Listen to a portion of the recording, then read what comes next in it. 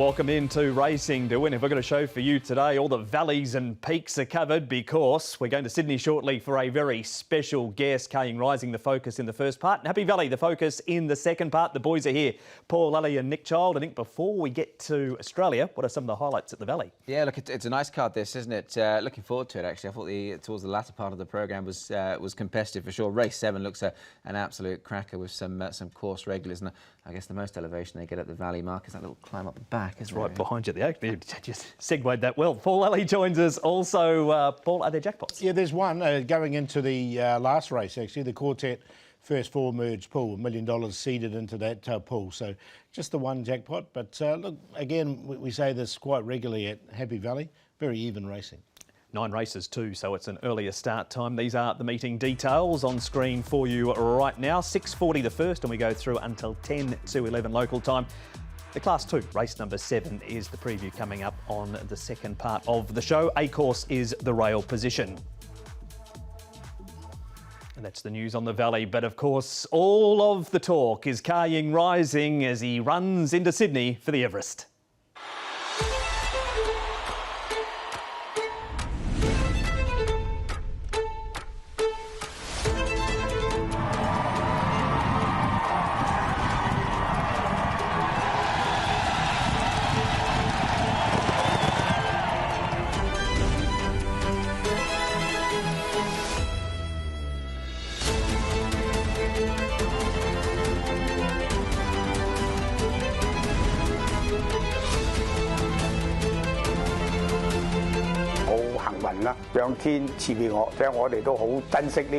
He's very intelligent. He's got great gate speed. I think he's better than last year.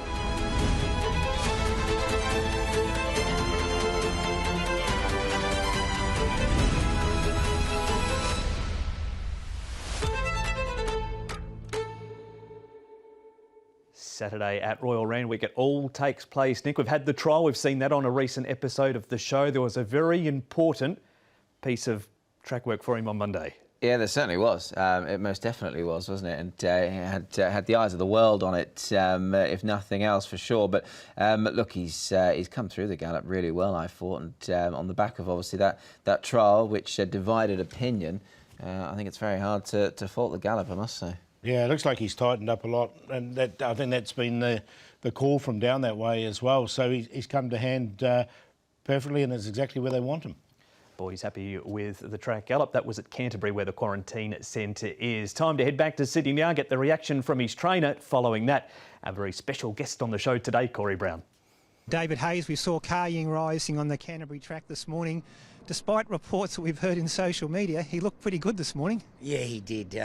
He ate up, so he's on his food. He let down and ran home in 38, probably his last 400 in 12 or 200. We couldn't be happy with him. The riding boy's very happy, and there's nothing wrong with him, and it's all full steam ahead.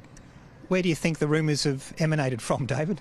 I've got no idea, because it was quite funny. Yesterday morning I came back from the track, said to my wife, I don't think I can have him better. He's in great shape. And then by lunchtime he was scratched, injured, not eating, dehydrated, and not in the race. But it was just all truly fake news. It was quite incredible. The horse we saw today has tightened up considerably, even from the horse we saw at the barrier trial last Tuesday. He looks to be right on track now. Yeah, look, he had a really big blow. That tightened him up. And this morning, he wouldn't know, 4 minutes after he worked, you wouldn't know he had worked. So that gives me an enormous amount of confidence because, as I should have, I've got a lot of faith in this animal. And just finally, obviously, you've got a lot of confidence in your horse, but it's an Everest. There's some great sprinters in the field. Who's the horse you're most concerned about? Look, at the informed Briassa's a smart horse. I think the two he trialled against the other day, they said it was a disappointing trial. Jolly Star, and they've got to find 8 or 9 lengths, and we were going probably just as easy. So I think he's got them covered. The War Machine, I think he's the emerging untapped horse, and it's trained by the family, which is lovely. You did tell me recently you thought Lady Shenandoah was a horse that caught your eye, particularly at her first start, and then at the Valley she just had no luck. I would completely put a line through the Valley. That just wasn't didn't work for her. But she still ran a reasonable fourth. Yeah, I forgot her. She's back at home in Sydney. She'll be very hard to beat, I think. Perfect time to stay in Sydney right now, and great to have a special guest on the show today. It's two-time Melbourne Cup winning jockey and now Sky Racing form analyst Cory Brown. Cory, welcome to Racing to Win. This build-up to the Everest for Ka Ying Rising's had all the twists and turns of a Neighbours episode. What's it been like in Sydney?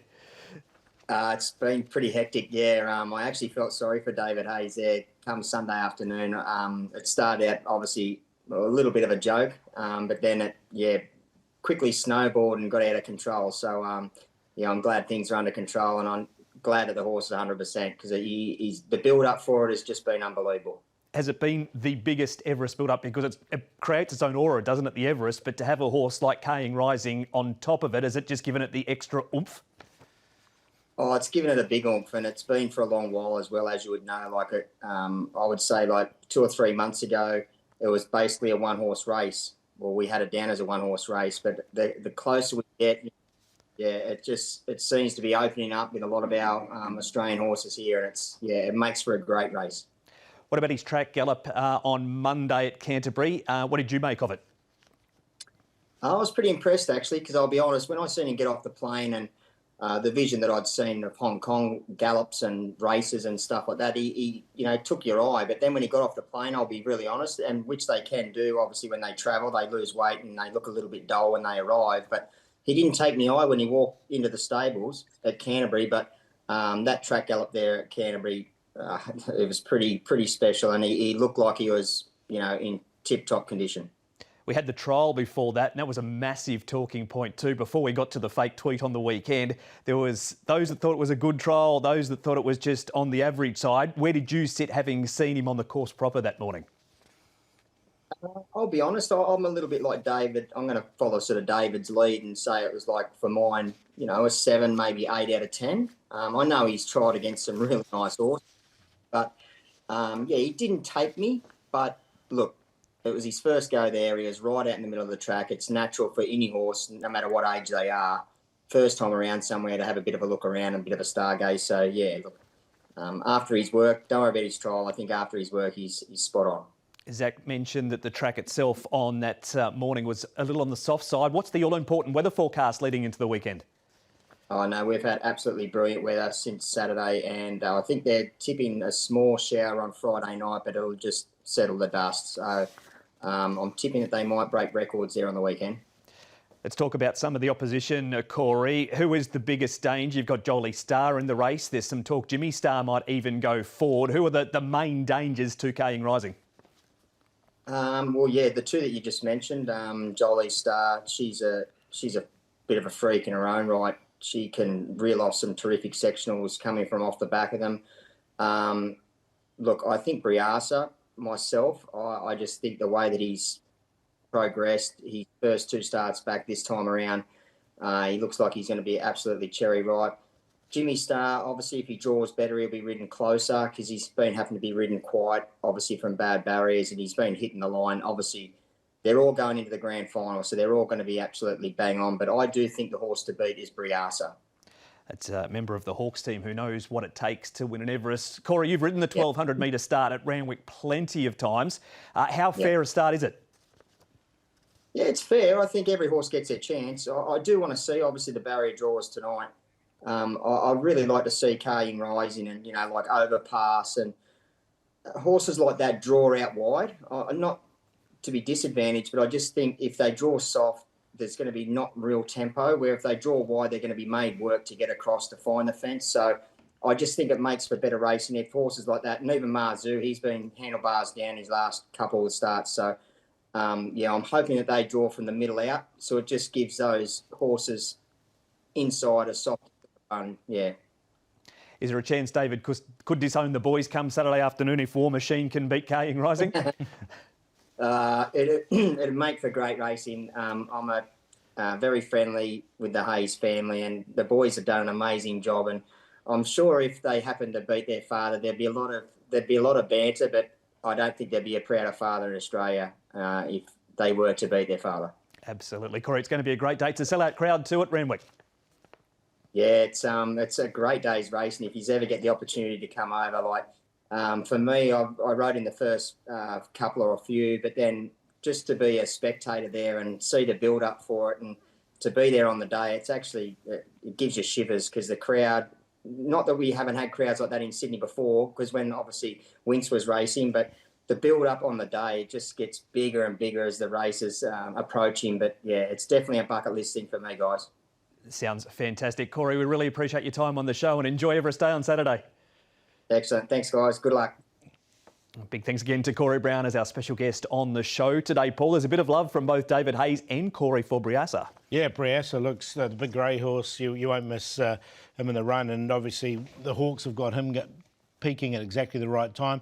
They talked about Lady Shenandoah as well. She's won 5 from her 9. She's only a 4-year-old, whereas Jolly Star's the 5-year-old, so she's got an extra year on her. But as Jolly Star has, but they're all top quality horses down there, so you know he'll know he's been to the races. Absolutely. War Machine that David touched on too for the boys is a great story. It will be. Look, I mean, and you know, it seems to be, doesn't it? There's haze running all through this race, and obviously when it comes to Ka Ying Rising, of course, as well, when they've come here and stuff. But look, it looks set fair to be a wonderful race, doesn't it? And as Paul touched upon, like they're all classy, so they shouldn't be underestimated at all. It's Saturday afternoon. Here's the details for Hong Kong viewers. First race at 12:25 Hong Kong time will take a total of 5 races from Royal Randwick on Saturday, and hopefully Ka Ying Rising will be far too good for them. That has been the first part of Racing to Win. We're going to take a break right now. Come back, and the focus is Happy Valley.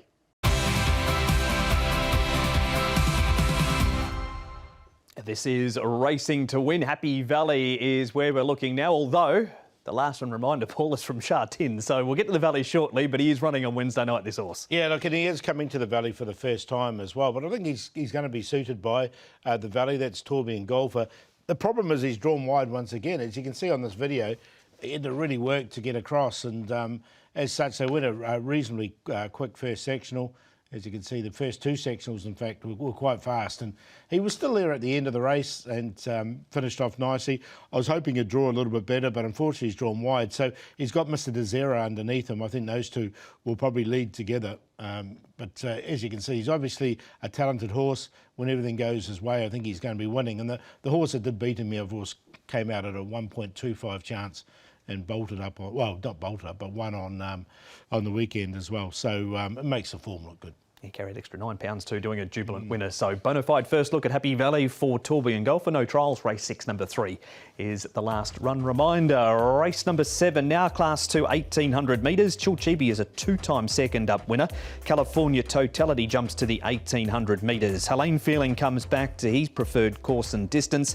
Lowrider won first up, carries an extra £4 for it. Telecom Fighters yet to win past 1650. Speed Dragon returns from a left front ligament injury. Down to the bottom 2, Jumbo Legend and Winning Dragon, Paul. So A course, 1,800 metre start, plenty of room to the first turn. Yeah, look, Telecom Fighters, he's an out-and-out leader, and it makes it easy when you're doing the maps with him in, because that's what he likes to do. California Totality likes to go forward, as does Winning Dragon. Helene Feeling, he can slot in a bit closer. Encountered should get his opportunity. Chilchibi, now Low Rider had perfect run when winning last start. That was barrier 1. He's got barrier 9 now, so there's decisions to be made for what they do with him. He might just be further back than they'd like, and Speed Dragon, he comes from last. Interview time. Nick spoke to the trainer of Encountered earlier today. It's Brett Crawford. But Encountered ran such a mighty race for you on stable debut. That must have been extremely pleasing for you and Connections, and you're going to the well again. Yeah, listen, he's he's a horse that was working exceptionally well going into his first run for the yard. He was looking great, so we expected him to run a nice race. His record at Happy Valley is quite scary. He's super competitive at Happy Valley. So obviously this race has come up. It's a nice space between his first run to his second run. He's been doing well at home. So once again, I'm expecting him to put in a decent effort. You're stepping him up in trip as well. Was that just a case of sort of being a victim of circumstance, having to go to 18? Yeah, look, I think, as you say, the way the program is mapped out, and obviously with his strike rate at Happy Valley, it was the place we wanted to go back to. But, in saying that, he's won over 18. If I'm not mistaken, he won the ladies' purse a few years ago over 18, so I'm not worried about the trip at all. And obviously, he's happy in his hunting ground. And how has he come out of that race, Brett? I mean, obviously, he's a horse who sort of had a little dip in form, but he seems to be, loving it once again. Did he come out of the race really well? Yeah, he has. We actually sent him to Chung Fa for a week just to, freshen him up and get his mind right. So he seems to be in a good space, and the working comments from both Roy and Carice are positive. So no reason why I can't put in another decent performance.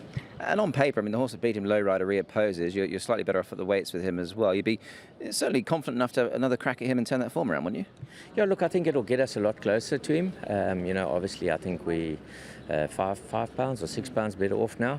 So that's obviously got to help. But I do think that Gasper's was still the horse to beat. But yeah, hopefully we'll give him a run for his money. And Brett, just finally, I mean, obviously he has won the trip, Shartin, so if he comes through this test at Happy Valley, without wanting to put the cart before the horse, do you reckon he might be sort of maybe like a January Cup horse, perhaps, given that he has got that sort of rating and, he does like the track? Yeah, look, he's been as high as 107 previously. So, the old saying, they don't lose their ability, they lose their form. So if we can get him back to his best form, then no doubt, hopefully we can get him back to something bigger and better.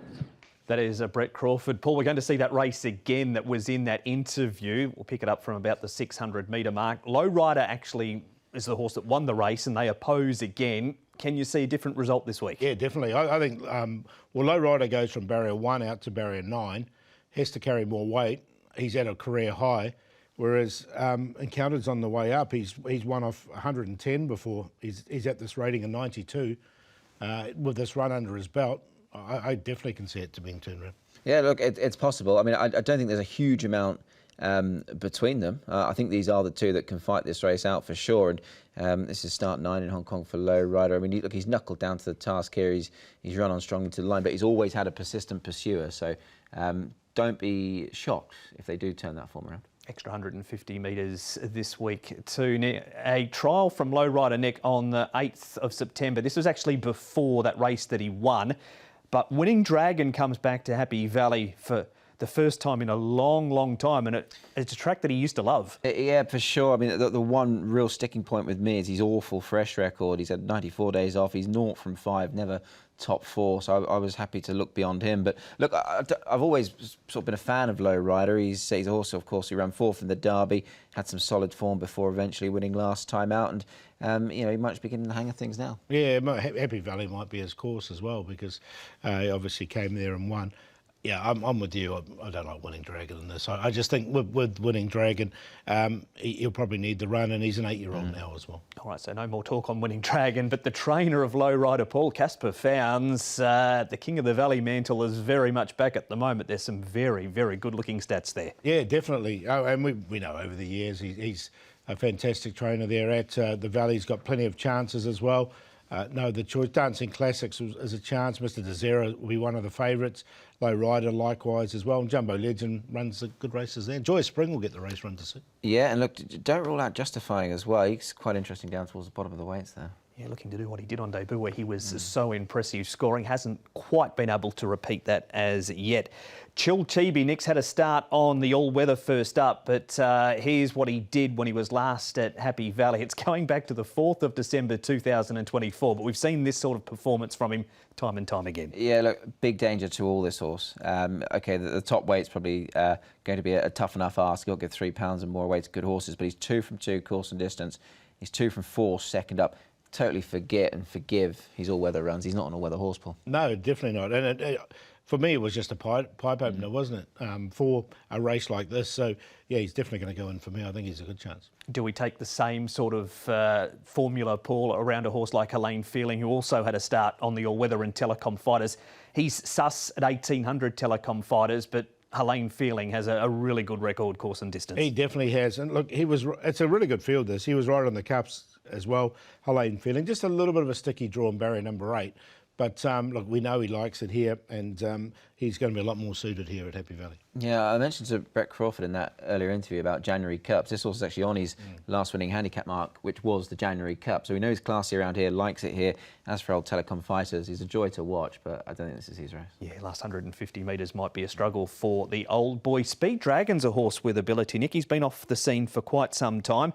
Was due to run on the 9th of March, but was scratched with that ligament injury. Couple of trials, and that's Lady's Choice, who went very close at Sha Tin on the weekend in front. Yeah, and the horse just behind him is Helios Express, so he's kept some sound company, that's for sure. I thought this was quite a nice trial from him. As you say, he's had a long time off, haven't seen him for a while.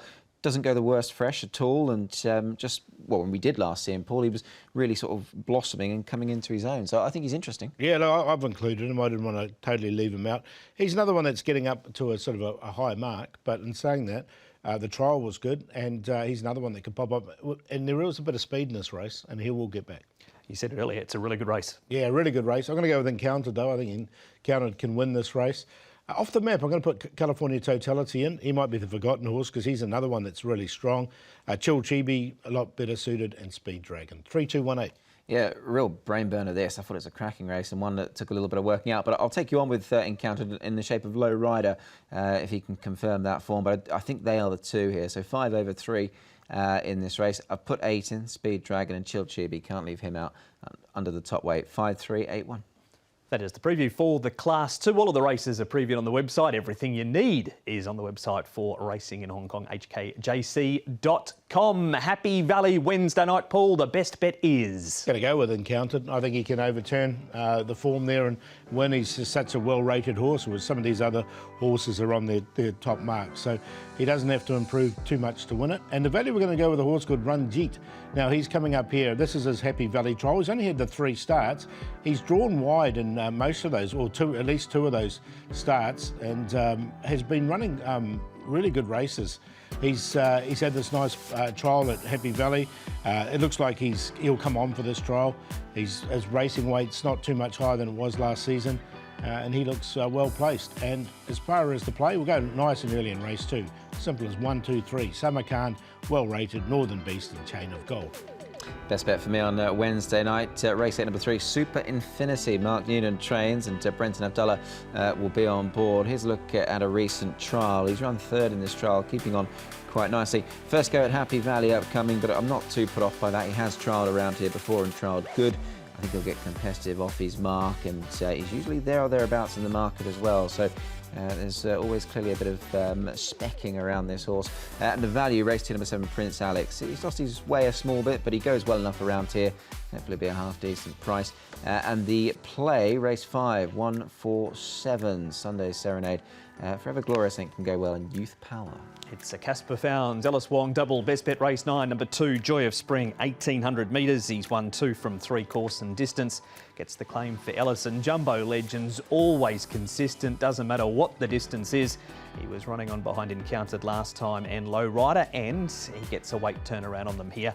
Play race 9, Joy of Spring, Highland Rahi's racing well and wrote a new page, is unbeaten at Happy Valley, so 2, 3 and 6 in a QQP. That has been racing to win for the midweek edition. Nick, the later week edition is going to be very good because we have group racing coming up with a great field on Sunday at Sha Tin. Yeah, we do indeed. Look, it's basically a Group 2 in all but name, really. The talent's all there, and of course the Sha Tin Trophy, Paul, should give us some nice clues heading into December, one would imagine. Yeah, when you look at horses like Massive Sovereign as an emergency and Ruby Light are emergencies, you know it's going to be a good field. My wish back looking to make it 2 for this time in. But Happy Valley on Wednesday night, there's what's coming up. Longines Cup at Happy Valley on Wednesday week. Been a big show, but Ka Ying Rising can't wait for the weekend. Absolutely. Look, it's fantastic, isn't it? Really? Oh, it's great, and it's good to see him back on track, and everything's looking nice and rosy for him down there. Barrier draw is the key now. It is. Where he draws, we'll find out very soon. Big thanks to Nick, big thanks to Paul and to Cory Brown, and to you as well, and we'll see you at Happy Valley on Wednesday night, the 1st at 6:40. Bye-bye.